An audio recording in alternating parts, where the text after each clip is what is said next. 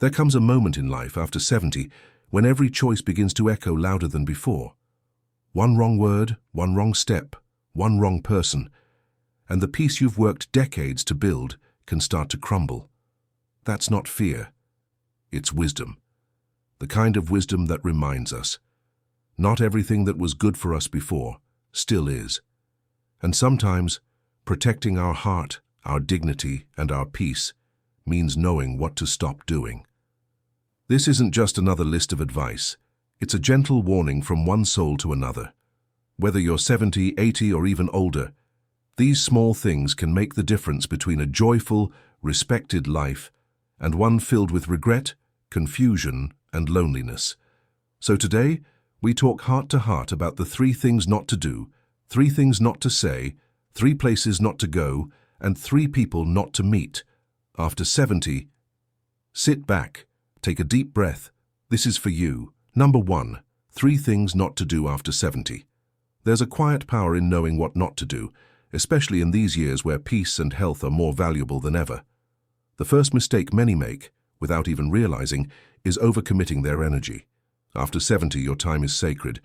Yet too often we say yes to every event, every visit, every favor someone asks. And before we know it, we're exhausted, short of breath, and wondering why we feel drained instead of fulfilled. You don't have to go to every gathering. You don't need to explain why you said no. You've earned the right to protect your energy like gold. The second thing to avoid is ignoring your emotional needs. Many seniors, especially those living alone or widowed, push their feelings aside. They say, "I've lived through worse, I'll get over this." But here's the truth. Pain doesn't disappear just because we hide it. Whether it's grief, loneliness, or resentment from past wounds, don't carry it alone. Speak to someone. Write it out. Pray. Let it out. Ignoring emotions doesn't make you strong. It only makes the heart heavier with time. And finally, never, ever compare your life to others. At this age, comparisons can be cruel. You see your friend going on cruises while your knees hurt just walking to the kitchen. You see their children calling every day while yours forget your birthday. You see couples holding hands in the park while your bed has been empty for years. My dear friend, don't do this to yourself. Life has seasons. Each path is different. There is no medal for who aged the best. The only prize that matters is peace. And that only comes when you stop looking sideways and look inward. Number 2, 3 things not to say after 70. Words are like seeds. Some bloom into love, others bloom into pain. And after 70, your words carry even more weight to your children, your friends, even strangers. But the most dangerous words you can say are the ones you say to yourself. The first? I'm too old for that. Whether it's learning to use a smartphone, trying a new hobby, or even falling in love again, these 6 words are a slow poison. They shrink your world. They make you smaller, and worse. They make you believe the best of your life is behind you. But I'll tell you something beautiful. As long as you have breath, you are not too old for anything. You can still start again, still grow, still shine. The second phrase to avoid is, "Nobody cares about me." It may feel true in moments of loneliness, but saying it out loud gives it power. It turns a passing cloud into a permanent storm. You may feel forgotten, but you are not invisible. You matter. Your memories, your wisdom, your stories, they are treasures. If the phone doesn't ring, you can make the call. If the visits have stopped, you can write a letter. Don't wait for the world to come to you. Reach out. You'll be surprised how many people need your light. And lastly, never say, "I'm just a burden." These words break my heart. I've heard them whispered in hospital rooms, in quiet living rooms, in letters never sent. But hear me now. You are not a burden. You are a blessing. The wrinkles on your face, the slowness in your step, they are medals of a life bravely lived. You are not in the way. You are the way, the path, the example, the legacy. Number 3, 3 places not to go after 70. There are places in this world, both physical and emotional, that become dangerous after a certain age, and not because of fear, but because of wisdom. After 70, one of the worst places you can go is back into the past too often. We all have memories, some sweet, some bitter, but living there day after day, replaying the mistakes, the what-ifs, the people who hurt you, that can turn your heart heavy. The past is a place to visit, not a place to live. Glance back, yes, learn from it. But keep your feet firmly planted in today, the second place to avoid. Environments where you feel disrespected. This might be a family gathering where your opinions are dismissed, a senior group where gossip spreads like wildfire, even a house of worship where no one looks you in the eye. If a place makes you feel small, out of place, or invisible, you have every right to walk away. You are not stuck.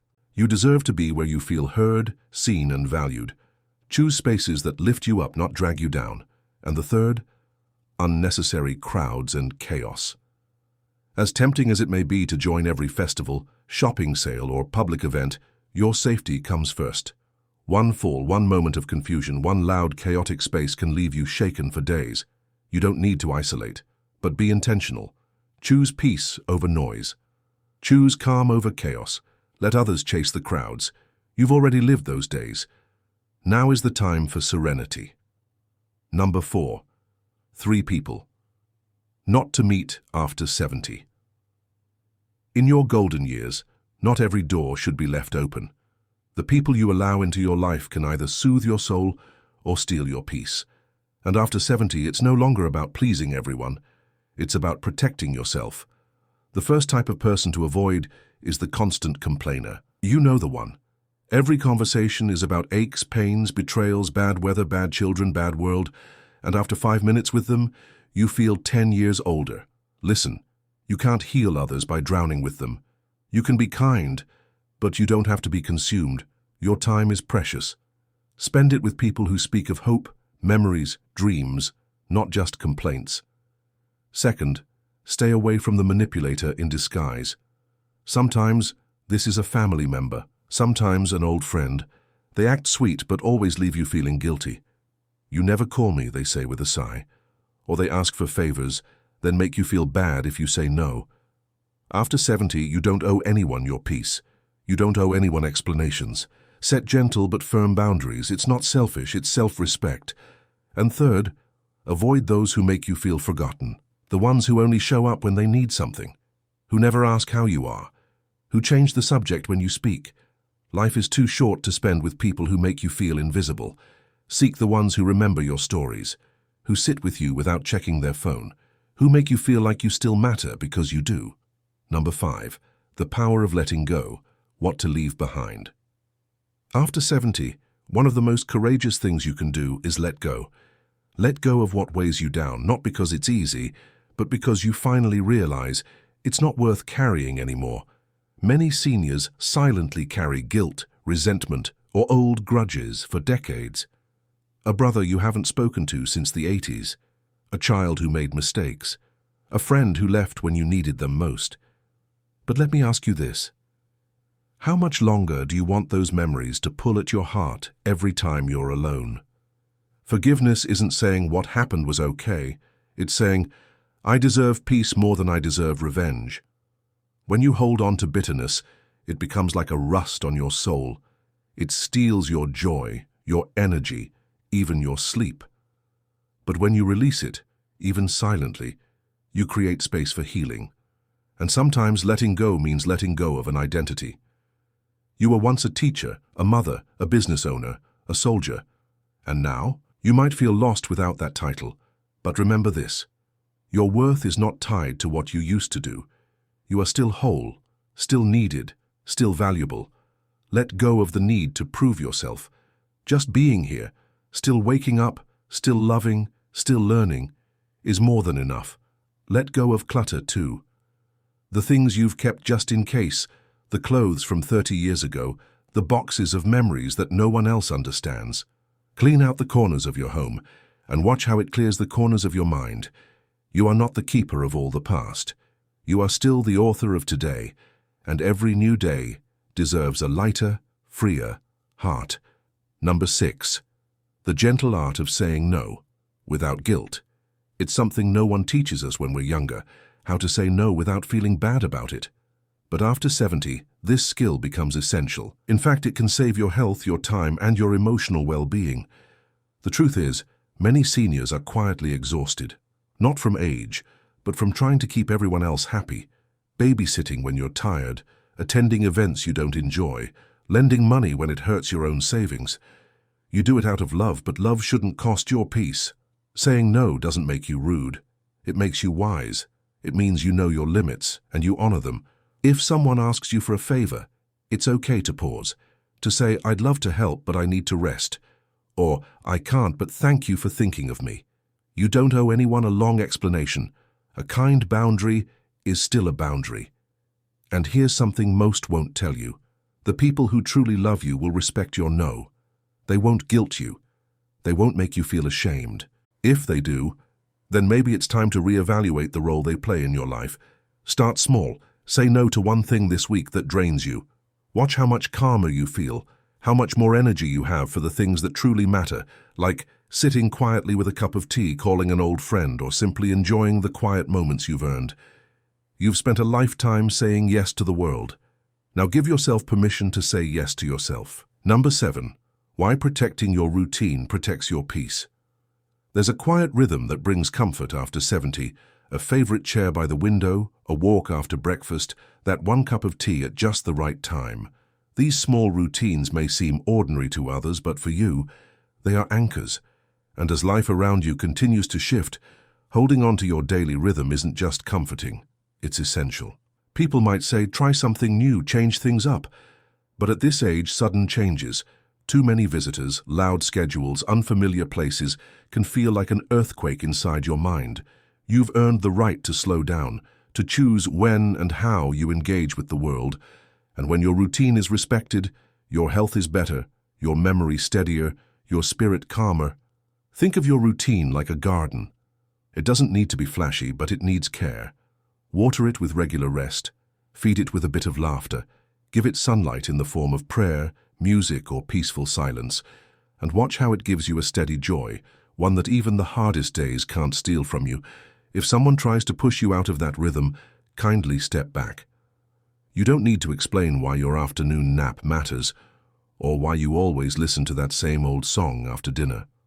These aren't just habits, they're medicine for your soul. Keep them, protect them. They are the quiet rituals that hold your world together. Number 8. When loneliness knocks, don't let it in alone. There's a certain kind of silence that creeps in after a certain age. Not the peaceful kind, but the aching kind. The silence of long afternoons, of empty chairs, of photos on the wall that smile back at you but never speak. It's called loneliness, and it visits more often than anyone admits. You might be surrounded by people and still feel it. Or you might live alone and tell yourself, "I'm used to it." But deep down, we all need to feel seen. We all need to be remembered. And after 70, the sting of being forgotten by friends, by family, by the world can be unbearable. But hear this. Loneliness is not a sign that something is wrong with you. It's a sign that you're human, that your heart still longs for connection, still needs to feel warmth. And the best way to fight it is not by pretending it doesn't exist, but by gently reaching out. Call someone first, even if they haven't called in weeks. Join a book club. Volunteer even just once a week. Sit on a bench where people pass by and smile at a stranger.